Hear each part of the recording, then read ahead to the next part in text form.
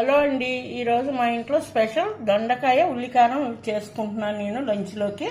దానికి కావాల్సిన పదార్థాలు ఇవి. ముందుగా ఒక అరకిలో దొండకాయలు తీసుకొని శుభ్రంగా కడుక్కొని ఇలా చిన్న చిన్న ముక్కలుగా కోసుకోవాలి మనం. తర్వాత అందులోకి ఒక 2 ఆనియన్స్ ఇలా సన్నగా కట్ చేసుకోవాలి. కొంచెం కొత్తిమీర, కరివేపాకు. ఇదేమో వెల్లుల్లి కారం అండి. వెల్లుల్లి, జీలకర్ర, కారం మిక్సీ పట్టుకున్నాను. ఇది ఒక స్పూన్ లాస్ట్లో వేసుకుంటే ఇదే దొండకాయ వెల్లుల్లి కారం మనకి రెడీ అయిపోతుంది. ఇదిగోండి, స్టవ్ మీద నేను బాండీ పెట్టుకుని ఆయిల్ వేడి చేసుకున్నాను. అందులో ఇప్పుడు నేను కొద్దిగా పోపు వేసుకుంటున్నాను. ఈ పోపు కొంచెం వేగిన తర్వాత ఆనియన్స్ వేసుకోవాలి. ముందుగా పోపు నాకు వేగిందండి, ఆనియన్స్ కూడా వేస్తున్నాను.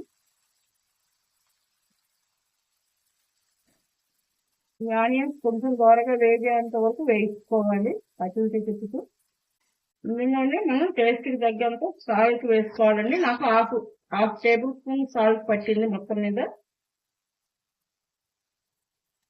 సాల్ట్ వేస్తే ఆనియన్స్ తొందరగా వేగుతాయి కదా, అందుకని యాడ్ చేసేసాను నేను. ఇప్పుడు పసుపు కూడా వేస్తున్నాను.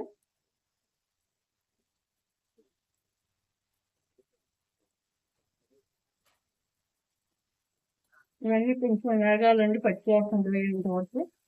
ఇదిగోండి, ఆనియన్స్ వేగిపోయినాయి. ఇప్పుడు నేను దొండకాయ యాడ్ చేస్తున్నాను ఇందులో.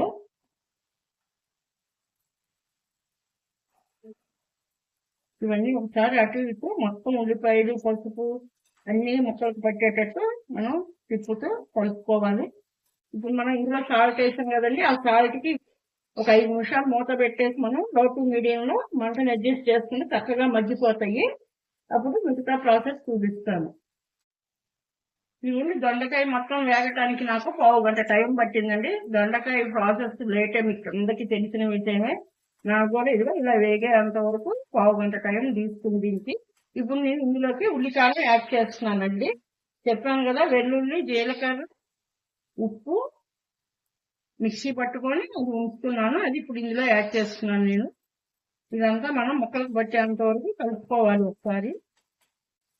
ఈ కారం కనుక తగ్గినట్టయితే ఇంకా కొంచెం ఉల్లికారం యాడ్ చేసుకోండి, సరిపోతుంది అనుకుంటే ఇలానే ఉంచుకోవచ్చు.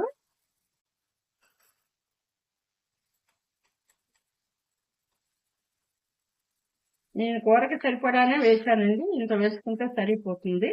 ఇగో ఇదంతా మళ్ళీ ఇందులో మిక్స్ చేసుకొని ఒక 5 నిమిషాలు మనం దీన్ని మళ్ళీ ఫ్రై చేసుకోవాలి. దొండకాయ ఉల్లికారం రెడీ అయిపోయింది. ఇప్పుడు నేను ఇందులోకి కొంచెం కొత్తిమీర యాడ్ చేసుకుంటున్నాను. హాయ్ ఫ్రెండ్స్, ఇదిగోండి దొండకాయ ఉల్లికారం నాకు ప్రిపేర్ అయిపోయింది. మొత్తం 1/2 గంట టైం పట్టింది. ఇది టేస్ట్ మట్టుకు చాలా అద్భుతంగా ఉంటుంది.